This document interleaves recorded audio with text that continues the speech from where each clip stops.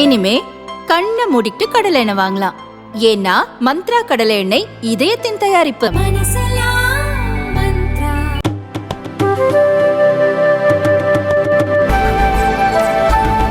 இந்தியாவுக்கு வழிகாட்டும் வகையில் திராவிட மாடல் அரசின் செயல்பாடுகள் தொடரும் என்று முதல்வர் ஸ்டாலின் தெரிவித்துள்ளார். திமுக இளைஞரணி மாநாடு சேலத்தில் வரும் 24ஆம் தேதி நடைபெறவிருக்கிறது. இதையொட்டி கட்சி தொண்டர்களுக்கு திமுக தலைவரும் முதல்வருமான ஸ்டாலின் கடிதம் எழுதியுள்ளார். அந்த கடிதத்தில் பேரிடரிலிருந்து மீண்டு மக்களின் மகிழ்ச்சியான மனநிலை தொடர்ந்திட வேண்டும். இந்தியாவுக்கு வழிகாட்டும் வகையில் திராவிட மாடல் அரசின் செயல்பாடுகள் தொடரும். திராவிட மாடல் அரசின் பணிகளை பிற மாநிலங்கள் கவனிக்கின்றன.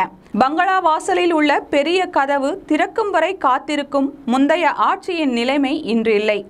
டிவியில் பார்த்துதான் விவரம் தெரிந்து கொண்டேன் என்று கூறும் முந்தைய அரசு நிலையும் இன்று இல்லை.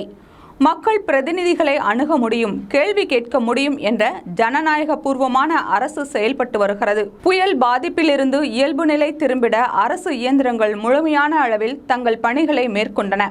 நிவாரண பணிகளும் மீட்பு நடவடிக்கைகளும் விரைந்து மேற்கொள்ளப்பட்டன.